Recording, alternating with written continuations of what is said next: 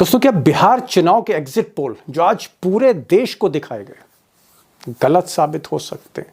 और जिस तरह से सभी एग्जिट पोल एनडीए की सरकार बना रहे थे और जिस तरह से न्यूज चैनल एक ही तरह की स्क्रिप्ट पढ़ रहे थे, क्या ये बात सही है कि बहुतों को इनकी विश्वसनीयता पर भरोसा नहीं था?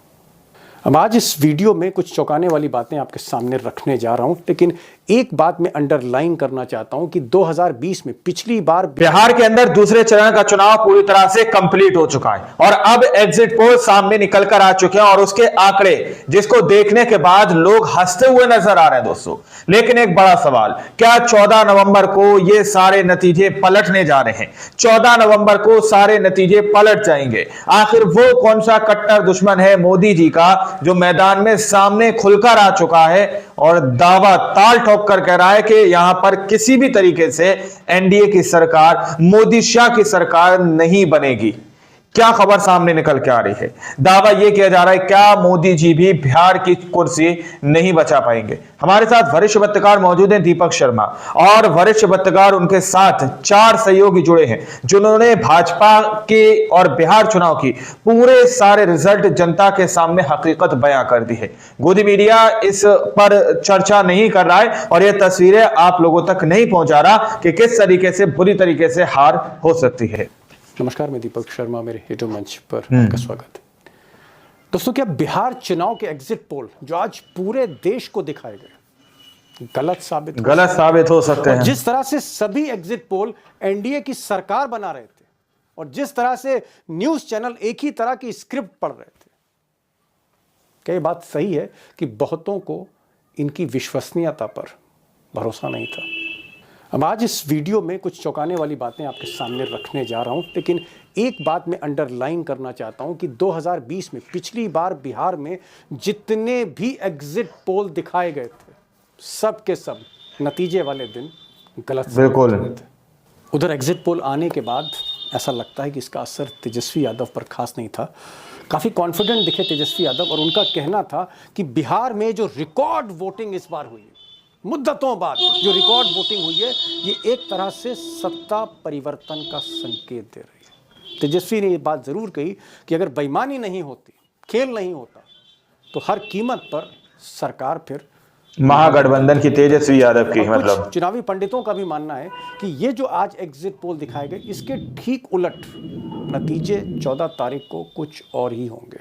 महागठबंधन आगे हो सकती है।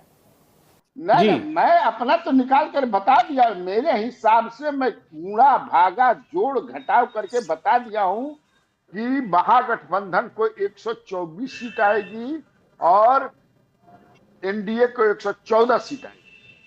अब दोस्तों, इससे पहले कि मैं बड़ी खबर पर आऊं, जरा आज झलकी भी देख लेते हैं जिन एग्जिट पोल की हम चर्चा कर रहे हैं।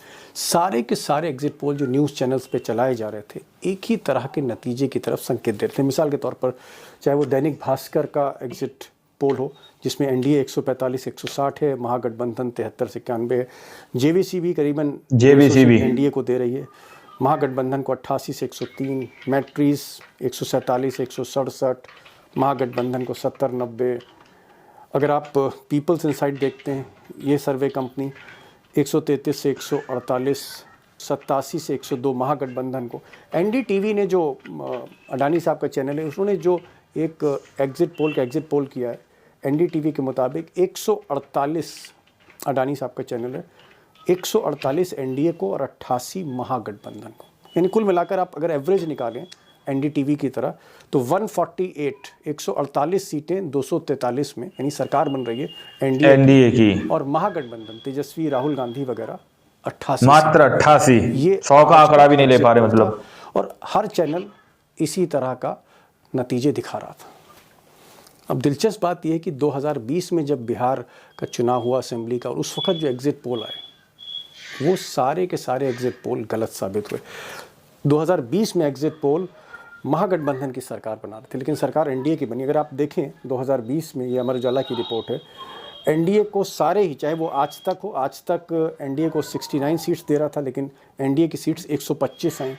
रिपब्लिक 117 से 91 सीटें दे रहा था। न्यूज़ 18 82 सीट दे रहा था एनडीए को, लेकिन एनडीए की सीट आई 125, जबकि महागठबंधन को 161 सीटें दी गई। कोई 131 सीटें दे रहा है, कोई 138 सीटें दे रहा है महागठबंधन को, लेकिन महागठबंधन की कितनी सीटें आई? 110। तो क्या दिखा रहे थे एग्जिट पोल, और जब नतीजे आए तो कितना फर्क था। अब दोस्तों जो बड़ा सवाल है वो ये है कि 14 नवंबर को जब असली नतीजे सामने आएंगे तो क्या फैसला वही होगा जो जनता का फैसला होगा, या फैसला वो आएगा जो मोदी शाह के लोग आज बता रहे हैं, होगा या जनादेश होगा, ईवीएम आदेश होगा या जनादेश होगा। मैं ये नहीं कह रहा हूं कि एग्जिट पोल एकदम गलत भी हो सकते हैं, हो सकता है एग्जिट पोल सही भी हो जाए, मैं इस बहस में नहीं पढ़ना चाहता, लेकिन आज आप कन्हैया बेल्लारी साहब को जरूर सुनिएगा जिन्होंने सीट वाइज असेसमेंट किया। कन्हैया बेल्लारी पिछले कई महीनों से बिहार की एक एक सीट पर जा रहे हैं, पिछले 45 साल से असेसमेंट कर रहे हैं, सारे खिलाड़ियों को जानते हैं, किरदारों को जानते हैं। कन्हैया बेल्लारी को आज आप सुनिएगा, और साथ में आप जो दो एक्सपर्ट हैं अभिषेक और उमाकांत, उनको भी सुनिएगा। सच्चाई सामने आनी चाहिए।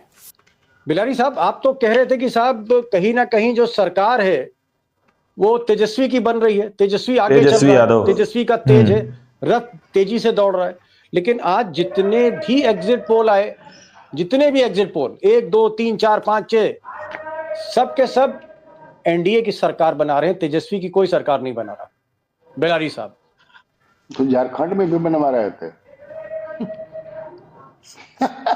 तो झारखंड में बनवा रहे थे जी, बनाने तो 2015 में काउंटी के दिन भी बनवा रहे थे। हम लोग मिठाई भी खा लिए थे, मिठाई गलत साबित हो सकते हैं। एक डिब्बा मिठाई घरे भी लाए थे जी, मिठाई खा लिए थे। हाँ, 2 घंटा के बाद सब मिठाई उठाई लेकर के अंदर भाग गए लोग। 2020 में भी ये बम्पर दिलवा रहे थे, खूब बम्पर। ओके, एग्जिट पोल क्या है उसका क्या, एग्जिट पोल तो सच्चाई के कभी नजदीक, अभी कभी लह गया तो लह गया। मान ले कि आप अरे तो तुक्का लगाया और फंस गया। बेल्लारी साहब, सारे एग्जिट पोल एक तरफ, आप एक तरफ, अब आप ही बता दीजिए, 45 साल का तजुर्बा है, सारे खिलाड़ियों से आप परिचित हैं, एक एक सीट की रग रग से वाकिफ है आप। अच्छा ये बताइए एग्जिट पोल वाले ये नहीं बता रहे हैं कि कहां से बढ़ा इनका वोट। सबसे बड़ा सवाल ये है, ये कहां से बढ़ा वोट, कहां से आई? महागठबंधन की तेजस्वी यादव की, मतलब तीर के लोगों ने बीजेपी को वोट नहीं दिया है बहुत, तीर को लोगों ने चिराग को वोट बहुत नहीं दिया है, ये बीजेपी को सिंगल लार्जेस्ट पार्टी बना रहे हैं। ये कहां से वोट आया? आप ये बताइए कि वोट कहां, एक वोट जो है केवल उपेंद्र कुशवाहा का बढ़ा है, जो पिछली बार इनके साथ नहीं थे आगे। बाकी चिराग पासवान तो इन्हीं के साथ थे, भाजपा लोजपा, लोजपा ही भाजपा है, भाजपा ही लोजपा है, केवल तीर के साथ तो नहीं थे जी, पासवान तो इन्हीं के साथ थे। लेकिन इनके साथ ताती तत्वा भी थे, नेता ये नहीं सब वोट उन्हीं का जी। इनके साथ जो है मलाह समाज का भी वोट था, जो इस बार कहाँ है। तो कहां से वोटवा बढ़ा दे? जेबीसीबी जी, ग्राउंड पर हम लोग घूम रहे हैं, आज भी मैं गांव में हूं। नहीं तो मुझे ये बताइए, आप गांव में हैं, आप गांव में हैं, महीनों से घूम रहे हैं, अक्सर हमारी आपकी जब बातचीत होती थी आप किसी ना किसी कंस्टिट्यूएंसी में होते थे। मुझे बताइए कि किंग बेल्लारी का इस वक्त असेसमेंट क्या है, छोड़िए एग्जिट पोल, मैं आप पे यकीन कर रहा हूं। नहीं, मैं अपना तो निकाल कर बता दिया। मेरे हिसाब से मैं गुणा भागा जोड़ घटाव करके बता दिया हूं कि महागठबंधन को 124 सीट आएगी और एनडीए को 114 सीट आएगी, एनडीए की। ओके, तो भागा करके बता दिया हूं। मात्र 88, 100 का आंकड़ा भी नहीं ले पा रहे, मतलब इतना बाकी है। वो जो है जनसुराज में जोड़ लीजिए 2-3 गो सीट, और फिर ओवैसी साहब को दे दीजिए। ओके, तो क्या आप तेजस्वी यादव चीफ मिनिस्टर का ओथ ले रहे हैं? ओके, मैंने जो देखा है जी। तो क्या आपको लगता है कि नीतीश कुमार तेजस्वी को सपोर्ट कर सकते हैं अगर जरूरत पड़ गई, या तेजस्वी अपने दमखम पे ही सरकार बना लेंगे?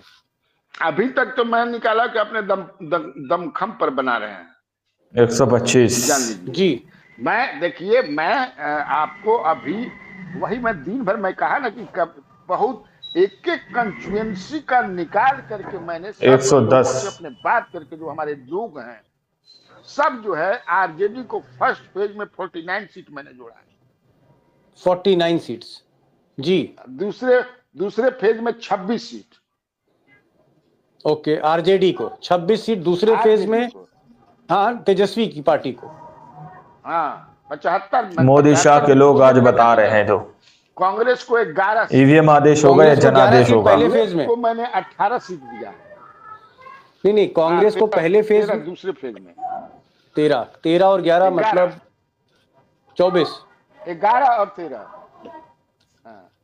जी लेफ्ट को मैंने 12 दिया है फर्स्ट फेज में और 6 लिया है सेकंड फेज में वीआईपी को मैंने दोनों फेज में 3-3 दिया और एक आईपी गुप्ता को दिया है सहरसा की सीट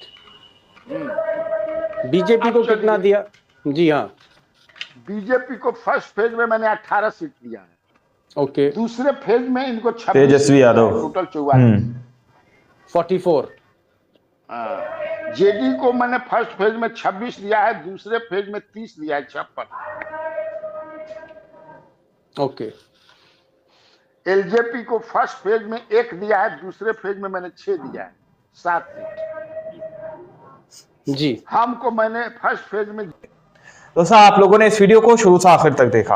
वीडियो के अंदर साफ तौर पर बात की गई है कि किस तरीके से आज जो एग्जिट पोल आज जो नतीजे दिखाए जा रहे हैं कि किस तरीके से बिहार के अंदर जो दूसरा चरण जो है पूरी तरीके से कंप्लीट हुआ, वोटिंग हुई और उसके आधार पर जिस तरीके की खबरें चलाई जा रही हैं कि बिहार के अंदर एनडीए की सरकार बन रही है। 2020 को आंकड़े भी यहां पर शेयर किए जा रहे हैं कि 2020 के अंदर भी इसी तरह से बिहार को लेकर कयास लगाए जा रहे थे, आंकड़े दिए जा रहे थे, एग्जिट पोल दिए जा रहे थे, लेकिन सबके सब धराशायी हो गए। अब कल आखिरी चुनाव है, परसों रिजल्ट सामने निकल कर आ जाएगा 14 नवंबर को। तो सबसे बड़ा सवाल, क्या 14 नवंबर को सारे एग्जिट पोल नतीजे पलट जाएंगे? बाकी आप लोग इस रिपोर्ट को किस नजर से देखते हैं, अपनी राय कमेंट सेक्शन में जरूर दीजिएगा। बिहार के अंदर किसकी सरकार बन रही है, इस पर भी अपनी 2 लाइन जरूर लिखिएगा। मिलते हैं अगली वीडियो में, जब तक के लिए जय हिंद, जय भारत।